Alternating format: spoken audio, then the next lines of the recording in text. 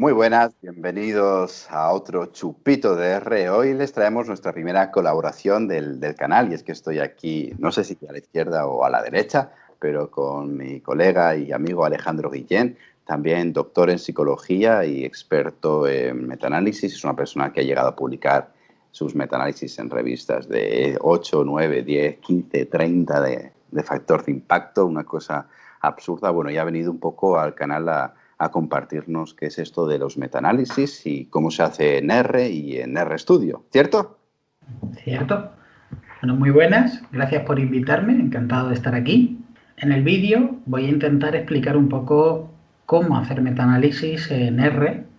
Creo que el metaanálisis es una técnica muy compleja, que hay que tener conocimientos teóricos, pero asumiendo que esos conocimientos teóricos se tienen, voy a explicar cómo hacerlo en R.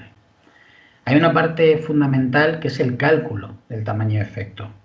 Sabemos que el cálculo del tamaño, que un tamaño de efecto es un estadístico que nos dice si hay un efecto, una influencia de lo que nosotros estamos estudiando, minimizando el tamaño muestral, la influencia que tiene el tamaño muestral ahí.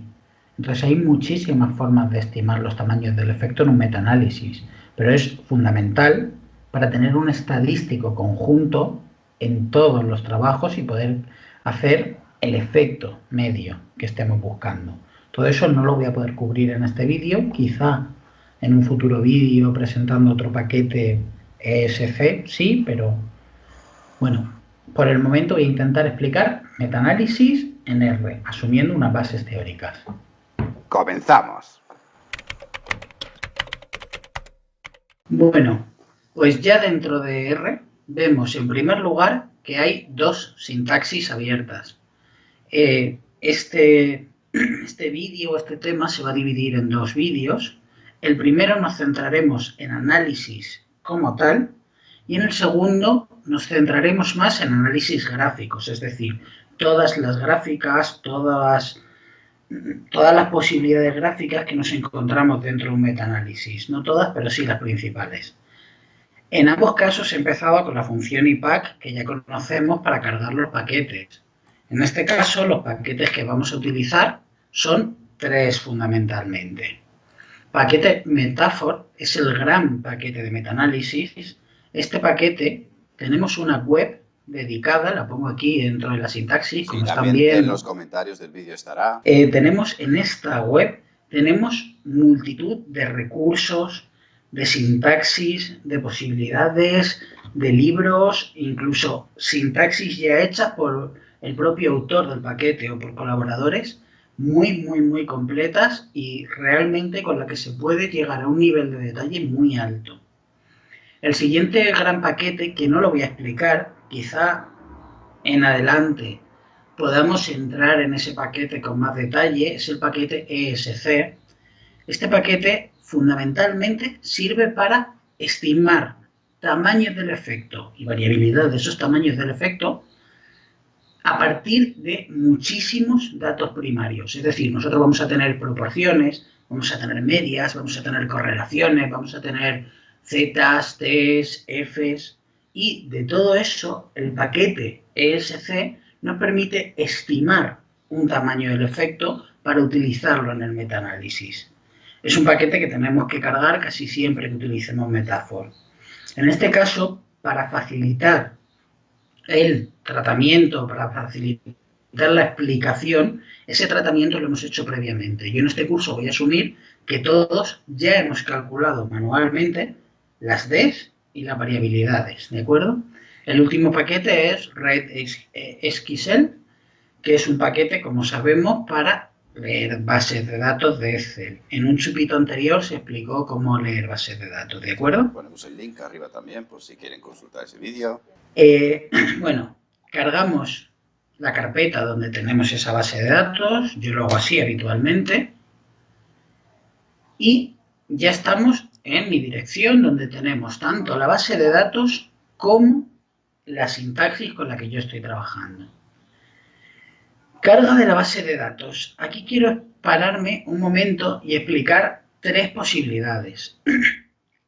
cuando nosotros hacemos un metaanálisis, habitualmente vamos a tener varias variables dependientes distintas donde se ve el efecto. El ejemplo que yo voy a poner es un ejemplo de una investigación real donde se analizó la eficacia de programas psicológicos en presos. Esos programas de rehabilitación para los presos se vio el efecto que tenían. ¿Cómo se ve un efecto en presos? Pues con la posibilidad de que reincida, la peligrosidad, la mejora de habilidades sociales, el cambio del estadio de cambio de proyecto a Clemente. Se puede ver en multitud de variables. Entonces, habitualmente, cuando hacemos un metaanálisis, tenemos varias variables dependientes que se analizan cada una por separado. Entonces, ¿qué nos vamos a encontrar? Que tenemos una base de Excel, si la tenemos en cualquier otro programa, no hay problema, ¿vale? Yo voy a hablar de Excel, pero entiendan que puede ser en cualquier otro formato. Una base de Excel donde cada pestaña es una variable dependiente. Es la primera pestaña, reincidencia, la segunda pestaña de Excel, estadio de cambio, la tercera, habilidades sociales. Esa es la primera posibilidad. La segunda posibilidad es, tenemos una gran base de datos donde estamos duplicando cada estudio. Si un estudio tiene 3 variables dependientes, ese estudio entra 3 veces. Una para reincidencia, otra para habilidades sociales y otra para la tercera variable. ¿De acuerdo?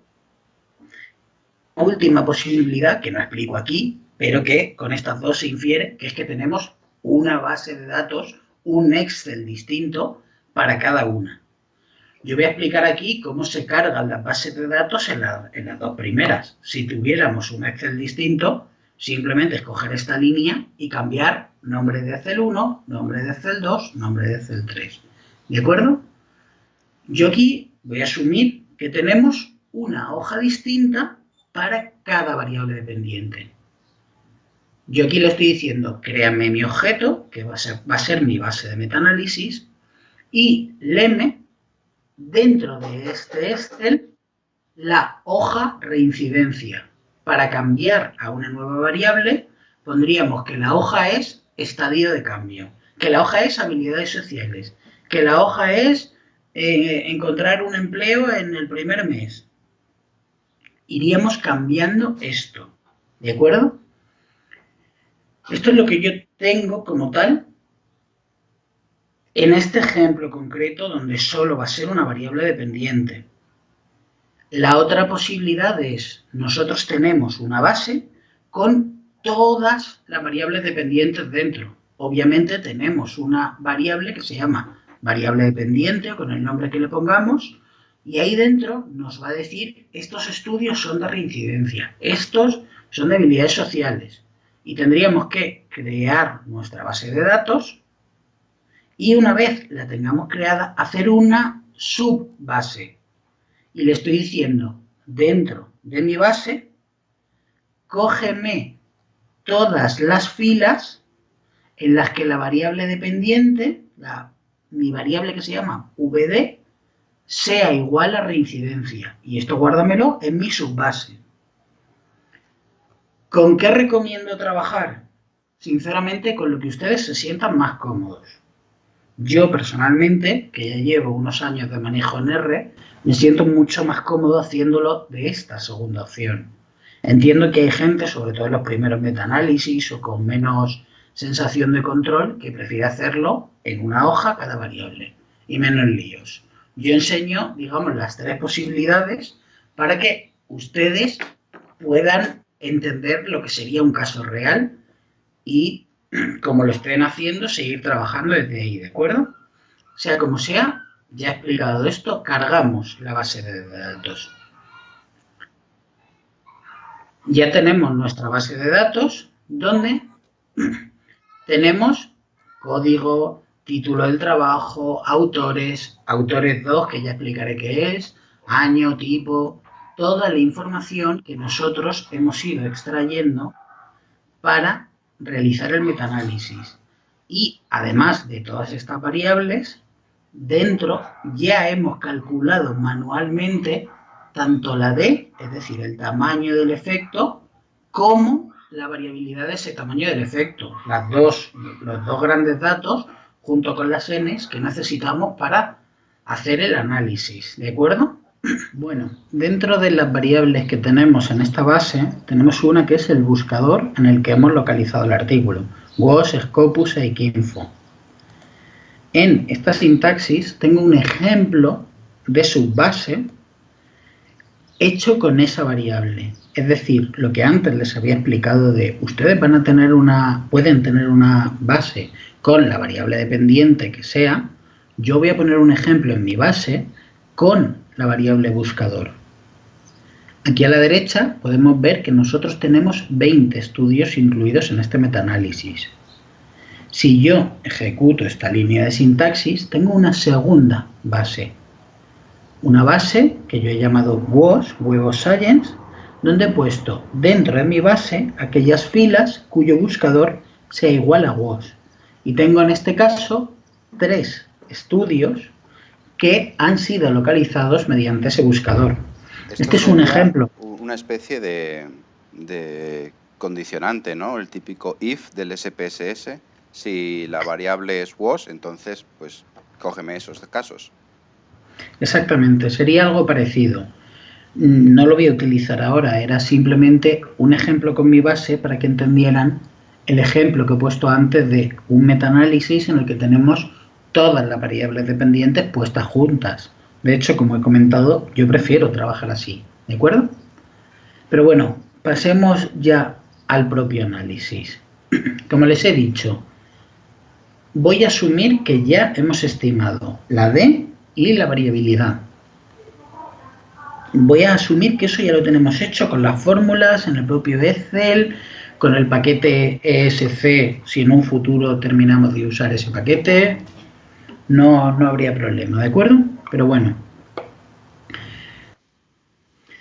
Bueno, para hacer un metaanálisis, creamos un objeto con el nombre que queramos, en este caso resultMA. La función RMA es la que nos va a generar el resultado metaanalítico. Yo aquí le pongo mi variable con el tamaño del efecto de cada uno de los estudios y la variabilidad de esos estudios. Solo con esto ya haríamos un metaanálisis, ya tendríamos los primeros resultados de un metaanálisis. Esta función tiene muchísimos argumentos que se le pueden incorporar. El primero es method. Method va a permitir que nosotros introduzcamos distintos métodos de estimación, efectos fijos o los varios métodos que hay de efectos aleatorios. Testimonial Layer, que es el que yo estoy utilizando porque es uno de los más conocidos y más empleados. Habría otra posibilidad que poner, también se utiliza mucho, es incluir esta opción para hacer un modelo un poco más adecuado para metaanálisis que no sean paramétricos o que no cumplan los suficientes números de estudios, ¿de acuerdo? Nosotros vamos a manejarnos ahí. Weighted simplemente ponemos true como que queremos realmente que nos pondere por la inversa de la varianza, el intervalo de confianza y el número de decimales.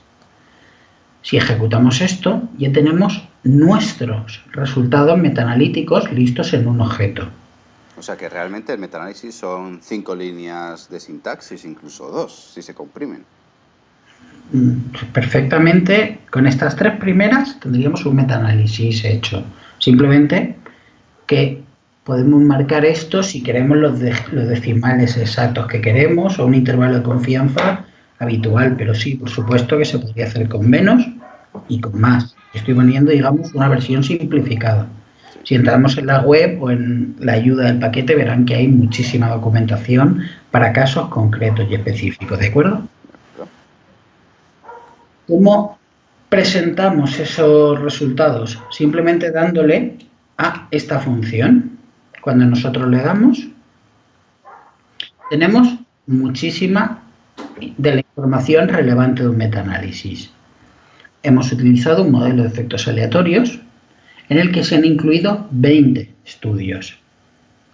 En este caso es obvio, cuando nosotros tenemos una base de datos más amplia, con más variables dependientes o simplemente donde hay algún dato perdido, esto nos va a servir para saber cuántos estudios tenemos en este caso. ¿Qué método estamos usando? Dersimonier-Leigh. Para aquellos que sepan un tanto de metaanálisis, saben que es un modelo de efectos aleatorios en el que el efecto aleatorio se denomina tau cuadrado, que es el estimador que nosotros estamos haciendo.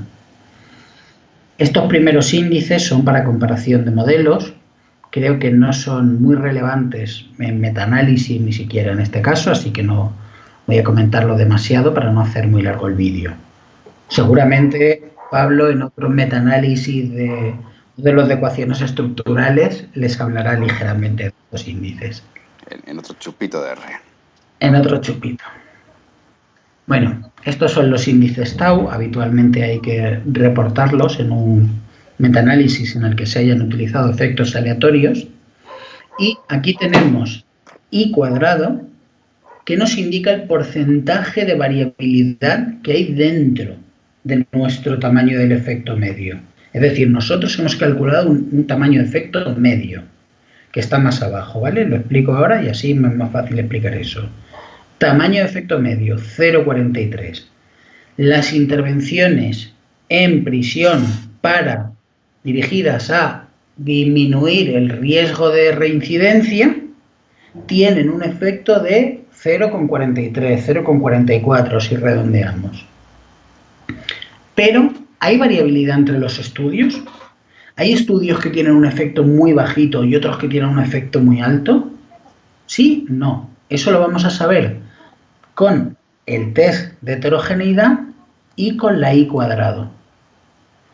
El test de heterogeneidad nos va a decir si es significativo. En este caso, no es significativo. Con lo cual, no hay variables que expliquen esa diferencia. Las diferencias entre estudios son simplemente por azar. Este índice nos va a servir para lo mismo. A partir del 25% ya se considera que hay una variabilidad mínima como para ser estudiada. Lo ideal es que fuera por encima del 50%. Otros resultados son el tamaño de efecto medio, que ya lo hemos comentado, y el error estándar, entendido como una especie de desviación típica respecto a esta media. ¿Cuánto varían los estudios entre sí? La Z, para saber si este tamaño del efecto es significativo, es decir, estadísticamente distinto del cero, estadísticamente distinto del no efecto, y su probabilidad asociada. Como es menor de 0,05 o de 0,01, con el intervalo que estemos usando, este tamaño de efecto de 0,43 sí es estadísticamente distinto de 0. Otra forma de verlo es con los intervalos de confianza. Si estos intervalos de confianza cortaran al 0, no sería significativo, ¿de acuerdo? Esto que ahora puede no ser muy relevante porque no tenemos por qué estar diciendo el intervalo de confianza es 0,28, no corta el 0, por lo tanto es significativo. Después, en uno de los gráficos que veremos en el segundo chupito, nos daremos cuenta que esto sirve mucho para interpretar el forest plot, ¿de acuerdo? Vale, son los intervalos de confianza del tamaño del efecto, del estimado. Sí, del tamaño del efecto. Es decir, las intervenciones en presos para reducir el riesgo de reincidencia, en el peor de los casos, tienen un efecto de casi 0,30. Es el índice que Cohen decía que ya empieza a ser un tamaño leve o un tamaño de efecto leve, pero significativo, ¿de acuerdo? En el mejor de los casos de 0,60. A partir de aquí, esto ya es un metaanálisis. Con eso ya tenemos los principales resultados de un metaanálisis. ¿Qué otras cosas podemos hacer? ¿Qué otras cosas pueden ser interesantes a la hora de reportar nuestro trabajo? Los intervalos de confianza para esos índices de heterogeneidad. Simplemente cogiendo esta función y poniéndole de nuevo nuestro metaanálisis, vamos a tener cada uno de los estimadores que habíamos visto antes, pero además con su intervalo de confianza. Esto va a haber determinadas revistas que nos lo pidan y aún así es un dato interesante que podemos poner aunque no nos lo pidan, ¿de acuerdo? El siguiente punto es el estudio de esa variabilidad.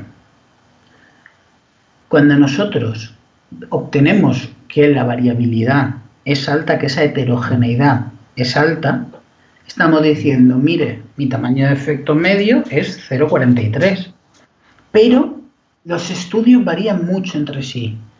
Unos están encontrando que apenas hay efecto, otros están encontrando un efecto muy alto. Y eso lo vamos a ver con la variabilidad, con el I cuadrado, por ejemplo. Nosotros podemos decir, si hay tanta variabilidad, quiero saber a qué se debe esa variabilidad. Quiero poder estudiar qué variables son las que están consiguiendo mejores resultados. Ese análisis, dentro de un metaanálisis, se llama análisis de moderadores. Y hay de dos grandes tipos, cuando el moderador es continuo y cuando el moderador es categórico. Continuo, una variable, ya sabemos, numérica, que permite decimales, que permite un amplio rango. En ese caso, se interpretaría como una regresión. De hecho, ese análisis se llama de metaregresión. Lo que pretendemos es saber, como si estuviéramos haciendo una regresión, cuál es el coeficiente de esa variable sobre un cambio en el tamaño de efecto medio. Vamos a ver el efecto como un cambio en la tendencia de un modelo de regresión. ¿Cómo se hace?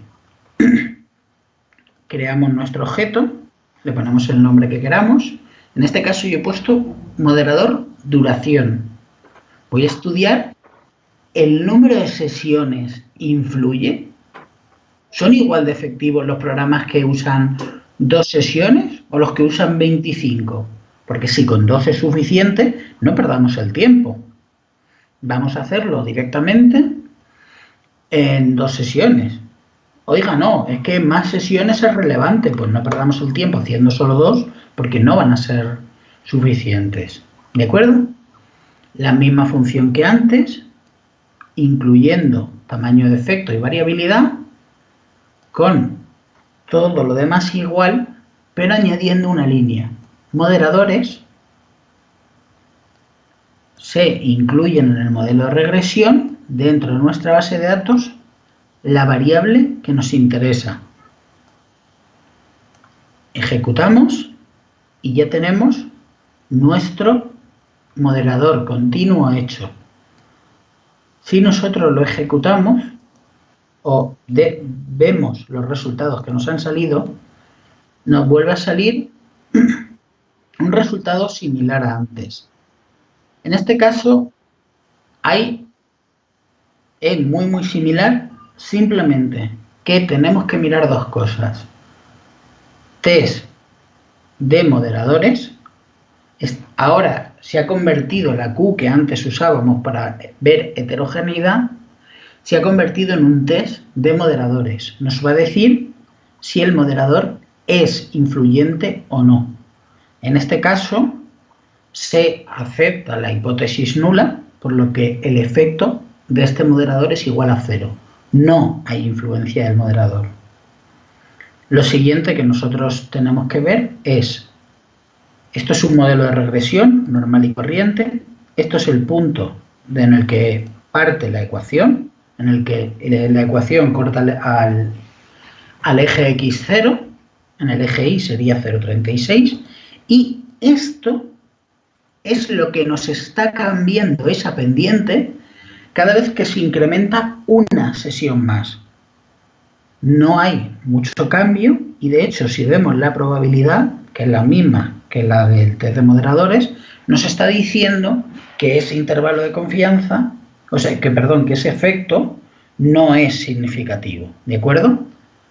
Puede parecer que esto es un poco estúpido, incluir 2 datos iguales tan cerca. ¿Entienden? Yo no lo voy a explicar aquí porque ya se sale un poquito de lo que nosotros estamos haciendo, que podemos hacer un modelo en el que no solo tengamos un moderador, sino que tengamos varios moderadores hechos al mismo tiempo o incluidos al mismo tiempo. Entonces aquí nos saldría el número de sesiones, nos saldría el número de participantes por sesión, nos saldría el número de sesiones semanales, nos saldría el presupuesto que tiene o interacciones entre ellos. Aquí nos diría si el modelo en global es significativo y aquí tendríamos que ver cada uno de los moderadores cuáles son los más significativos o cuáles son los más relevantes. En este ejemplo, que solo incluimos uno, el dato es el mismo. El segundo grupo de variables con las que podemos hacer un análisis de moderadores son las variables categóricas, es decir, variables de nombres, país, España, Colombia, Brasil, o variables numéricas pero que tengan muy pocas categorías, 1 o 2, y que el análisis continuo no va a permitir detectar muy bien los cambios entre esas variables. En este caso hay un problema y es que tenemos que hacer el análisis 2 veces en las que cada una vamos a conseguir una parte de lo que nosotros necesitamos realmente. En primer lugar, para ver el tamaño de efecto medio de cada una de las categorías. En este caso, moderador, ponemos un objeto, moderador formato, el formato en el que se están aplicando esas intervenciones. Como vemos en este caso, las líneas son iguales que antes. Simplemente se añade una nueva línea similar a la que teníamos antes. Mods para indicar que es un moderador. Hágame usted una regresión donde va a meter factor. Indicamos a R que esta variable es categórica. Dentro de nuestra base, la variable donde tenemos almacenado el formato de cada uno de los estudios. Y hay que poner un -1. En el siguiente apartado explicaré para qué sirve ese -1, por qué se pone ese -1. Creo que se va a entender mejor que si lo pongo ahora. Ejecuto esto. Efectivamente se ha creado nuestro objeto y ahora ejecuto, enséñemelo usted. Yo aquí tengo mis resultados donde voy a ver intervenciones grupales, intervenciones individuales e intervenciones mixtas. Voy a tener todos los datos, ¿de acuerdo? En este caso, parece ser que las intervenciones más útiles o que consiguen un mayor efecto son las intervenciones mixtas, porque tienen un tamaño de efecto de casi 0,57. Y las que menos, aquellas que son grupales, ¿de acuerdo? Problema. Tenemos 2 problemas. El primero, no sabemos la K, no sabemos el número de estudios que tienen cada uno. El segundo gran problema, este test de moderadores, esta significación no es correcta. Es correcta para otras cosas, pero no para lo que nosotros necesitamos. El primer problema lo solucionamos incluyendo table, simplemente table y nuestra variable. Nos está diciendo que 11 de los 20 son intervenciones grupales, que 3 son individuales y que en 6 de los estudios son intervenciones mixtas.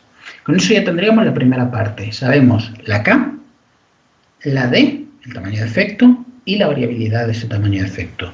Pero necesitamos saber si esos efectos son distintos entre sí. Si los formatos individuales, los formatos grupales, tienen realmente un efecto diferencial, o aunque nos saliera 0,37 y 0,56, no son diferentes, y eso es simplemente azar.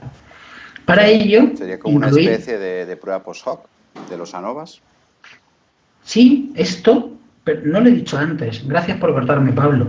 Esta parte del metaanálisis para variables categóricas se llama meta-ANOVA. Literalmente estamos haciendo una ANOVA. Sí. En la ANOVA sabemos que la F nos dice la variabilidad, si hay una variabilidad de todas las variables entre sí. Y asume que si la variabilidad es distinta, pues hay un efecto. Esto es algo parecido, ¿de acuerdo? En este segundo punto, lo que vamos a hacer al quitar ese -1 es que tome una de las variables como referencia y compare las otras dos, en este caso dos porque son tres, con esa. Y nos va a decir si son estadísticamente distintas de esa variable, ¿de acuerdo? Creo el mismo objeto, le voy a poner un 2 para que R no se vuelva loco y nosotros tampoco. Las líneas son exactamente las mismas, pero hemos eliminado el -1. Si nosotros ejecutamos tanto esta línea como enséñame los resultados, en este caso nos ha quitado intervenciones grupales y nos está comparando estas intervenciones con las grupales. ¿De acuerdo? En este caso, el test de moderadores sí nos está diciendo si entre sí esos tamaños de efectos son diferentes o esas diferencias se deben hacer. Este sí que es el valor que tenemos que utilizar, la significación que tenemos que utilizar para reportar en nuestro artículo este moderador es significativo o no. Un tema es que nosotros, por cierto, aquí le podemos poner cuál es el nivel que nosotros queremos de referencia.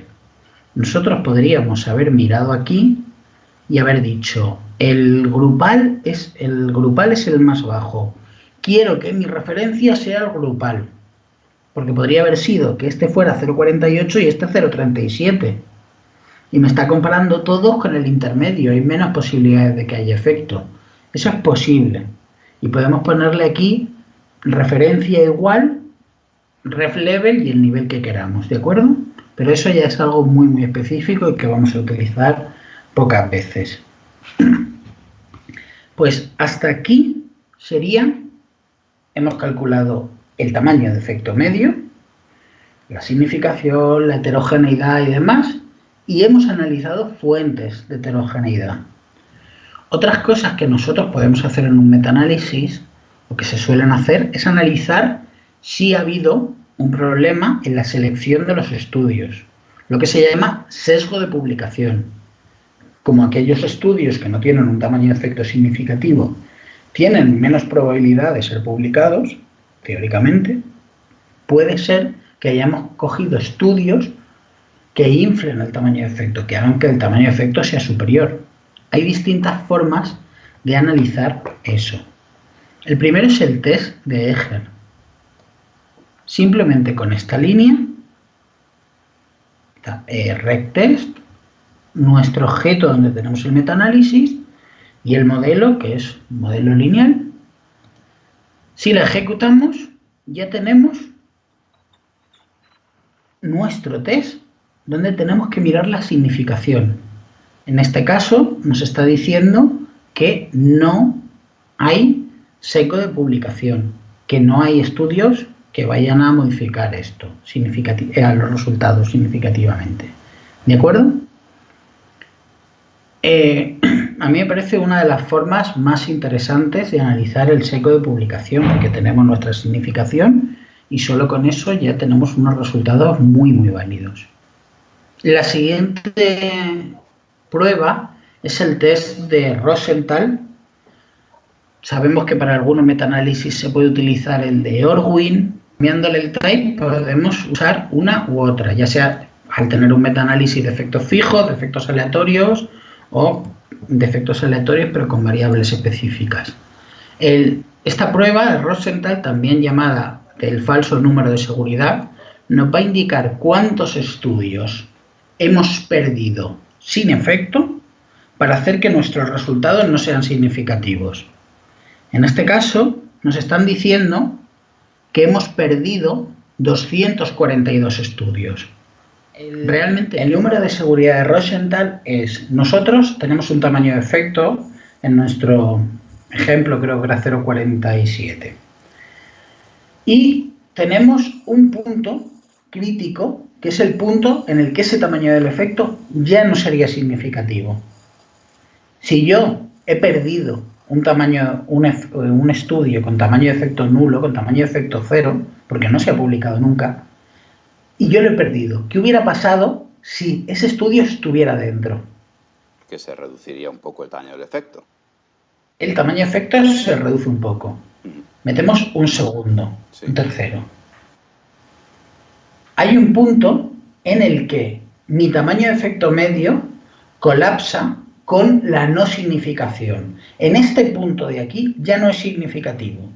¿Cuántos estudios con tamaño de efecto nulo he tenido que meter para que colapse? En nuestro ejemplo eran 242. 242. Una barbaridad para habértelos dejado. Yo no puedo haberme dejado, no puede haber 242 estudios sin publicar de un tema que he encontrado 20. Claro. ¿Podría haber 2 que se hayan perdido? Podría haber 2, pero ¿qué sucede? Que con 2 no hay cambios. Se mueve un poquito, pero sigue siendo significativo. Claro. El tamaño de efecto real seguramente no es 0,48, es 0,47 tal o 0,46 tal. Eso ya lo asumo porque mis intervalos de confianza me dicen su valor no es real, pero con un 95% de probabilidad está entre 0,29 y 0,63. ¿Listo? Por último, tenemos el análisis de sensitividad. El análisis de sensitividad es un análisis, lo pongo aquí dentro como para ver posibles sesgos, pero en realidad es un análisis que sirve para determinar si hay resultados de un solo estudio que estén influyendo muchísimo en los resultados del metaanálisis. Estos análisis básicamente es: tenemos los 20 estudios, cogemos el primero y lo quitamos. Rehacemos el metaanálisis. ¿Cómo ha cambiado? Volvemos a meterlo, quitamos el segundo. Rehacemos el metaanálisis. Volvemos a meterlo. Así con los 20. Esto en otros programas de metaanálisis hay que hacerlo manualmente. Quitándolo, metiéndolo, quitándolo, metiéndolo. Aquí, con esta sola función, leave one out, ya tenemos esos resultados. Leave one out, resultados RMA. Tenemos que si hemos quitado el primer estudio, el tamaño de efecto medio nos baja hasta 0,42. El error estándar, la variabilidad de los estudios, me está diciendo cómo cambia con cada uno de los estudios. Es decir, si quitamos el 5, el tamaño de efecto mejora. Y tendríamos que ver aquellos que hacen que varíe mucho. Ya sea el tamaño de efecto, ya sea la variabilidad, ya sea que incluso que cambia la significación. ¿De acuerdo? Es un análisis muy, muy potente y que se hace con una función simplísima. Además de eso, tenemos esta opción que es: creamos un objeto, influence RMA uni con nuestros resultados. Si nosotros lo hacemos, aquí vamos a tener de nuevo algo parecido, ¿de acuerdo? Lo que pasa es que no se interpreta igual, tiene muchísimos más datos. Lo que me parece interesante de esto es que si nosotros decimos de este objeto, solo imprímame si está influyendo, nos genera una lista diciéndonos: ¿está influyendo? No, no, no, no, sí, no, no, no, no, no, no. El único estudio que nos está influyendo sería el quinto. Si nosotros fuéramos al análisis que hemos hecho antes, vemos que el quinto es ese estudio que ya nos había llamado la atención, que sí que nos estaba subiendo casi 5 puntos el tamaño del efecto, y que además es el único que si lo quitamos, la variabilidad, que suele estar en torno al 15-20%, la variabilidad media estaba, creo recordar ahí, 17, 18, nos cae a 0. Es decir, esa variabilidad se está localizando solo por un estudio. Mientras que este estudio esté dentro, la variabilidad va a ser alta. Si quitamos este estudio, no hay variabilidad. Este era el estudio que nos estaba dando la variabilidad anteriormente dicha. ¿De acuerdo? Y eso lo sabemos con estas 3 líneas. Muy, muy sencillo. Es cierto que metaanálisis es una técnica muy amplia, donde se pueden ver muchísimas más cosas, donde habría que ver pues casos concretos para variables dependientes de cada uno de los tipos, categóricas de probabilidad, pero creo que en este chupito relativamente breve si ha entendido el general de cómo hacer un metaanálisis en R y si ha visto los principales resultados que pueden aparecer. En un segundo chupito veremos posibilidades gráficas. Por ejemplo, hay una posibilidad gráfica para análisis de sensitividad muy interesante. Bueno, pero hay una cosa también muy importante que no has dicho, ¿no? Y es que si les ha gustado el vídeo, pues suscribirse, por favor, darle a like, a la campanita y a todo. Y bueno, y ahora nos queda, como tú bien dices, la parte de poner esto de forma visual, de forma explicativa, pero va a tener que ser otro chupito de R, ¿verdad? Perfecto, en otro chupito terminaremos de ver esto. Bueno, nos despedimos. Hasta luego. Hasta luego.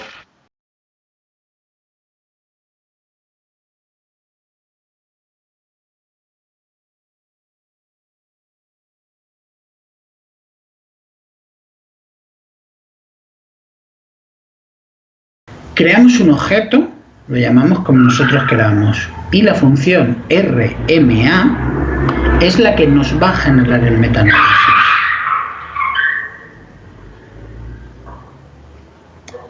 Empiezo. Creamos un objeto.